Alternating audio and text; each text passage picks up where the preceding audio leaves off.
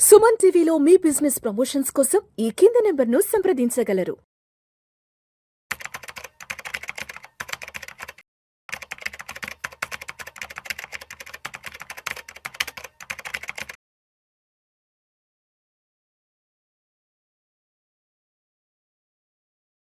నమస్తే, welcome to Suman TV. నేను విష్ణు. ప్రస్తుతం మనతో పాటు MP registered mutual fund distributor Madhavi Reddy గారు ఉన్నారు. వారితో మాట్లాడదాం. నమస్తే మాధవిరెడ్డి గారు. నమస్తే అండి.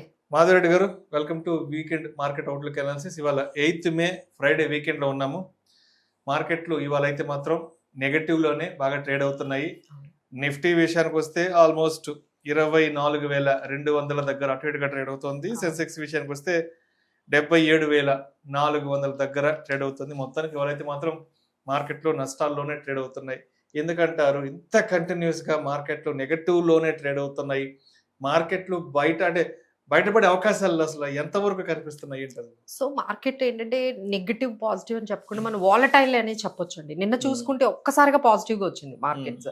సో పాజిటివ్ గా అంటే అవే సేమ్ రీజన్స్ అండి. అంటే ఎగ్జాంపుల్ సీజ్ ఫైర్ అంటున్నారు. సో ఎప్పుడైతే ట్రంప్ ఒక సీజ్ ఫైర్ అనౌన్స్ చేశారో సో ఇమీడియట్ గా పీస్ టాక్స్ జరుగుతున్నాయి. పాజిటివ్ గా ఆయన ఒక ట్వీట్ చేయడము, మార్కెట్స్ ఒక్కసారిగా పాజిటివ్ గా అవ్వడము, ఇమ్మీడియట్ గా మళ్ళీ నెక్స్ట్ అవర్ లోనే లేకపోతే నెక్స్ట్ డేకే మళ్ళీ ఫ్రెష్ క్లాషెస్, మళ్ళీ వాళ్ళిద్దరూ both sides US and Iran ఒకరి మీద ఒకరు దాడులు చేసుకోవడము, అవి రాగానే మళ్ళీ గ్లోబల్ మార్కెట్స్ అన్ని నెగిటివ్ గా వెళ్ళడం. సో ఇదంతా కూడా సో లైక్ ఎవ్రీ డే ఇప్పుడు మనకి వీకెండ్ కూడా ఈ రోజు వీకెండ్, ఈ రోజు అన్సర్టైన్ గానే మనకి ఈ వీకెండ్ కూడా క్లోజ్ అవుతున్నాయి. సో ఈ నెక్స్ట్ 2 days లో ఏం జరుగుతుందో అది మండే మీద ఇంపాక్ట్ జరుగుతుంది. సో ఈ రోజు సిచ్యువేషన్ ఏంటంటే ఫ్రెష్ క్లాషెస్ ఇద్దరి మధ్య. యుఎస్ అన్సర్టైన్ వీక్ అంటే యుఎస్ ఏంటంటే ఇరాన్ మీద స్ట్రైక్స్ చేస్తున్నట్టు, అలానే హార్మోజ్ ఏదైతే స్ట్రేట్ ఆఫ్ హార్మోజ్ ఉందో అక్కడ వాళ్ళ షిప్స్ మీద కూడా వాళ్ళు క్లాషెస్ ఫ్రెష్ దాడులు చేస్తున్నట్టుగా ఇరాన్ క్లెయిమ్ చేస్తుంది.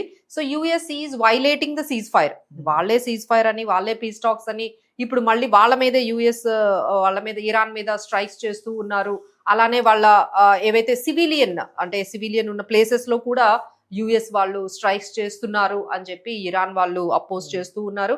సో ఈ విధంగా మళ్ళీ మార్కెట్స్ అన్ని కూడా అన్సర్టైన్, అంటే ఒకసారి పాజిటివ్ గా ఒకసారి నెగిటివ్ గా మార్కెట్స్ అనేవి ఒక రోజు పాజిటివ్ ఒక రోజు నెగిటివ్ గా వెళ్ళిపోతున్నాయండి. బట్ ఓవరాల్ గా నేను గమనించింది ఏంటి అంటే ఈ వార్ ఇంపాక్ట్ నెమ్మదిగా మార్కెట్ మీద ఇంపాక్ట్ చూపించడం తగ్గించిందండి. అంత ఇంపాక్ట్ అనేది వార్ ఇంపాక్ట్ అనేది మార్కెట్ మీద తగ్గుతూ వస్తోంది నెమ్మదిగా. అంటే అది ఇక వాళ్ళు అది ఏ విధంగా వాళ్ళు ఒకరోజు సీజ్ ఫైర్ అన్నా, ఒకరోజు పీస్ టాక్స్ అన్నా సరే మార్కెట్స్ మాత్రం కొంచెం ఫోకస్, దాని ఇంపాక్ట్ వార్ ఇంపాక్ట్ అయితే మాత్రం మార్కెట్స్ మీద తగ్గుతూ వస్తుందని ఖచ్చితంగా, అంటే రెసిలియంట్ గా మన మార్కెట్స్ ఉన్నట్టుగానే కనిపిస్తున్నాయండి. నౌ ఫోకస్ ఈ వార్ని పక్కన పెట్టేస్తే మార్కెట్స్ ఏ అంశాలని ఇప్పుడు ఫోకస్ చేస్తుంది అంటే ఖచ్చితంగా క్రూడ్ ఆయిల్ ప్రైజెస్ ని ఫోకస్ చేస్తుంది. ఎప్పుడైతే క్రూడ్ ఆయిల్ ప్రైజెస్ మొన్న కూడా $100 కి లేకపోతే $103 కి రాగానే ఇమీడియట్ గా మార్కెట్స్ పాజిటివ్ గా రెస్పాండ్ అవ్వడం. So now markets wanted the crude oil should come below $100. ఏ రోజైతే $100 బిలో మనకి కంటిన్యూస్ గా క్రూడ్ ఆయిల్ కానీ ట్రేడ్ అవుతుందో మన మార్కెట్స్ ఖచ్చితంగా పాజిటివ్ లోకి వచ్చే అవకాశాలు కనిపిస్తున్నాయి. అలానే మన క్రూడ్ ఆయిల్ ప్రైజెస్ ఎప్పుడైతే $100 బిలో ట్రేడ్ అవుతూ ఉంటాయో, రూపీ కూడా బిలో 95, 94 గాను వచ్చిందంటే markets definitely will go in to the positive. So ఇప్పుడు వార్ ని పక్కన పెట్టి మన మార్కెట్స్ ఫోకస్ చేస్తున్నవి రెండు అంశాలు అయితే క్రూడ్ ఆయిల్, ఇంకొకటి ఏంటంటే మనకి రూపీ టువర్డ్స్ ఎగెనిస్ట్ డాలర్ కి ఏ విధంగా ట్రేడ్ జరుగుతుంది. ఇది కాకుండా మనం ఈ మధ్య కార్పొరేట్ ఎర్నింగ్స్ కూడా చాలా పాజిటివ్ గా ఉన్నాయండి. సో అందుకని ఒకసారి ఎఫ్ఐఐస్ కూడా they are turning into positive. ఒక్కోసారి ఎఫ్ఐఐస్ కూడా బై చేస్తూ ఉన్నారు, కొన్ని వాల్యూ స్టాక్స్ బై చేస్తూ ఉన్నారు. సో మనం చూసుకున్నట్లయితే కొన్ని స్టాక్స్ మంచి రిజల్ట్స్ ఇచ్చాయండి. లైక్ బయోకాన్ కానీ, బిఎస్సి కానీ, Lupin, Thermax, Pidilite industries, global spirits, NRB bearings, Vijaya diagnostics, ఇలా చాలా కంపెనీస్ కొంచెం మనకి పాజిటివ్ కార్పొరేట్ రిజల్ట్స్. అలానే గ్రావిటా ఇండియా, భారత్ ఫోర్జ్, ఎక్స్కాట్స్, CL products, west life, Jyoti resins, ఇట్లాంటివి మనం ఏంటంటే కార్పొరేట్ రిజల్ట్స్ కూడా మనకి పాజిటివ్ గా ఉన్నాయి. So that's only a matter like markets might go towards 24,700 ఈ రేంజ్ కి, 23,700 పాజిటివ్ గా ఈ రేంజ్, ఈ 1000 పాయింట్స్ రేంజ్ లో 23,700, 24,700 ఈ మధ్యలో మార్కెట్స్ ఎక్కువగా కనిపించే అవకాశాలు ఉన్నాయి. బట్ కాషియస్ గా ఉన్నాయి, బట్ పాజిటివ్ కాషియస్లీ పాజిటివ్ అనేది మనకి ఇప్పుడున్న మార్కెట్ ట్రెండ్ కి ఖచ్చితంగా వర్డ్ యూజ్ అవుతుందని చెప్పొచ్చు. సో మాధవరెడ్డి గారు ఎందుకంటారు కంటిన్యూస్ గా డాలర్ స్ట్రెంగ్ అవుతుంది, రూపీ మాత్రం డిక్లైన్ అయిపోతుంది? ఎందుకు ఇంత కంటిన్యూస్ పాజిటివ్ ర్యాలీ వస్తుంది డాలర్స్ కి? అంటే మనకి ఎక్కువగా డాలర్ డిమాండ్ పెరుగుతుందండి. డాలర్ డిమాండ్ అంటే ఎలా పెరుగుతుంది? So we're the third largest అంటే consumer of the crude oil. అంటే అమెరికా తర్వాత, చైనా తర్వాత మనమే అంత యూజ్ చేస్తాం క్రూడ్ ఆయిల్ ని. సో ఎప్పుడైతే క్రూడ్ ఆయిల్ ప్రైజెస్ పెరుగుతూ ఉన్నాయో మనం ఏం చేస్తామంటే డాలర్లో వాటిని పే చేయాలి. సో డాలర్లు పే చేయాలి అనుకుంటే మన దగ్గర నుంచి ఉన్న డాలర్స్ అన్ని కూడా బయటకు వెళ్ళిపోతాయి. So it is indirectly we are giving the demand to the dollar. Dollar కి మనమే డిమాండ్ పెంచుతున్నాం. అలానే ఎఫ్ఐఐస్ కూడా ఇక్కడ మనకి ఏం చేస్తున్నారు కి పాన్ సెల్లింగ్ అండి. ఇప్పుడు లాస్ట్ మీరు ఒక 2-3 months చూసుకుంటే lakhs of rupees వాళ్ళు కొన్ని లక్షల కోట్ల రూపాయలు వాళ్ళు సెల్ చేసి బయటకు వెళ్ళిపోతూ ఉన్నారు. సో మన వాల్యూస్ అంటే మన దగ్గర ఉంటే ఏవైతే డాలర్ రిజర్వ్స్ ఉన్నాయో అవి తగ్గిపోతూ వస్తూ ఉన్నాయి. సో దానివల్ల డాలర్ కి డిమాండ్ అనేది ఇంటర్నేషనల్ లెవెల్లో కూడా, ఎందుకంటే ఇప్పుడున్న సిచ్యువేషన్ లో యుఎస్ హ్యాస్ గాట్ వాళ్ళకున్న రిజర్వ్స్ అన్ని కూడా ఆయిల్ రిజర్వ్స్ కానీ గ్యాస్ రిజర్వ్స్ కానీ వాళ్ళు వేరే మీద డిపెండ్ అవ్వాల్సిన అవసరం లేదు. They are self sufficient. వాళ్ళు సెల్ఫ్ సఫిషియెంట్ అవ్వడం వల్ల ఏమవుతుంది, మనకి క్రూడ్ ఆయిల్ అదే వాళ్ళ డాలర్ అనేది స్ట్రెంథనింగ్ అవుతుంది. సో వేరాజ్ చైనా కానీ ఇండియా కానీ ఇలాంటి ఏషియన్ కంట్రీస్ అంటే నెక్స్ట్ బిగ్గెస్ట్ ఎకానమీస్ అయిన చైనా, ఇండియా మనం బయట క్రూడ్ ఆయిల్ మీద ఇంపోర్ట్స్ మీద డిపెండ్ అవ్వాల్సి వస్తుంది. చైనా ఏమో ఇరాన్ మీద డిపెండ్ అవుతోంది, మనమేమో రష్యా ఆర్ అదర్ కంట్రీస్ మీద డిపెండ్ అవుతూ ఉన్నాము. సో దీనివల్ల ఏమవుతుందంటే డాలర్ కొంచెం డామినెన్స్ అనేది బికాస్ ఆఫ్ క్రూడ్ ఆయిల్ వల్ల కొంచెం చాలా స్ట్రాంగ్ గా కనిపిస్తుందంటే అందుకనే చెప్తున్నాం ఎప్పుడైతే ఈ క్రూడ్ ఆయిల్ అనేది తగ్గుతుందో ఈ డాలర్ డామినెన్స్ కూడా తగ్గుతుంది. ఇమీడియట్లీ మన రూపీ కూడా కొంచెం స్ట్రెంథనింగ్ అయ్యే అవకాశాలు ఉన్నాయి. So all eyes are waiting on strait of Hormuz లో ఏం జరుగుతుంది, వాళ్ళు ఎప్పుడు నార్మల్సీకి వస్తుంది, ఎప్పుడు క్రూడ్ ఆయిల్ బిలో 95-90 ఈ స్టేజ్ గానే వచ్చింది అనుకోండి. So we can see the markets will start into positive territory. Madhava Reddy గారు ఇంకొక ముఖ్యమైన విషయం కూడా కొంచెం స్పష్టంగా చెప్పండి. ఆల్మోస్ట్ మనం ఇప్పుడు మే 2nd week లోకి వచ్చేస్తున్నాము. మే 1st week complete 2nd week లో కూడా వచ్చేస్తున్నాం ఆల్మోస్ట్. మనకి ఇంకా 20-25 days లో ఇంకా హార్డ్లీ ఇంకొక 1 month కి మనకి మాన్సూన్ స్టార్ట్ అవుతుంది. మాన్సూన్ స్టార్ట్ అయిన తర్వాత వ్యవసాయ కార్యకలాపాలన్నీ కూడా చాలా గట్టిగా స్టార్ట్ అవుతాయి. వరల్డ్ వైడ్ గా చూస్తే ఏమో ఎక్కడ చూసినా కూడా గ్లోబల్ అన్సర్టనిటీ ఉంది. ఈ పెట్రోల్ కి సంబంధించి, క్రూడ్ ఆయిల్ కి సంబంధించి ఇవన్నీ కూడా మనం రోజు చూస్తున్నాం. అన్సర్టనిటీ థింగ్స్ అంతా చూస్తున్నాం కదా. సో మరి ఇప్పుడు ఒక 1.5 month లో కూడా వ్యవసాయ కార్యకలాపాలు పెద్ద ఎత్తున స్టార్ట్ అవ్వాలి కాబట్టి మరి ఈ ప్రపంచ నలుమూలన ఉన్నటువంటి ఈ అసాధారణ స్థితులు మరి వ్యవసాయ రంగాన్ని ఏ విధంగా ఇబ్బంది పెట్టే అవకాశం ఉందంటారు? వ్యవసాయ రంగం కుంటుపడిందంటే ఆబ్వియస్ గా ఎకానమీ మీదకి వస్తుంది. ఎకానమీ డౌన్ అయింది, ఆబ్వియస్ గా మార్కెట్స్ మీదకి వస్తాయి. కాబట్టి ఏంటి ప్రస్తుతానికి మాన్సూన్ రాబోతుంది, ప్రపంచవ్యాప్తంగా ఇబ్బందులు కదా, ఈ అంటే ఈ సప్లై చైన్ కొంత డిస్టర్బెన్స్ కదా. దానికి మెయిన్ ఏంటంటే ఫర్టిలైజర్స్ అండి. ఫర్టిలైజర్స్ మనం దాని మీద కూడా హ్యూజ్ గా ఇంపోర్ట్ చేసుకుంటాం. ఫర్టిలైజర్స్ ని కూడా బాగా ఇంపోర్ట్ చేసుకుంటాం. కానీ ఇప్పుడు అవి దొరకడం లేదా అంటే కొంచెం అవైలబిలిటీ అయితే బానే ఉంది, బట్ కాస్ట్లీ అయిపోయిందండి. డీజిల్ కాస్ట్లీ అయింది, తర్వాత మనకి ఫెర్టిలైజర్స్ అన్ని కూడా ఇప్పుడు ఇంపోర్ట్స్ కాస్ట్లీ అయింది. సో గవర్నమెంట్ అనేది ఎంత వరకు సబ్సిడీ ఇస్తుంది, అదే సబ్సిడీ కంటిన్యూ చేస్తుందా లేదు సబ్సిడీని ఏమైనా కొంచెం తగ్గిస్తుందా, అంత అంటే ముందు అవైలబుల్ గా ఉన్నట్టుగా ఫెర్టిలైజర్స్ ఇప్పుడు మార్కెట్ లో అవైలబుల్ గా ఉండబోతున్నాయా, దాని మీద బేస్ అయి ఉంటుందండి.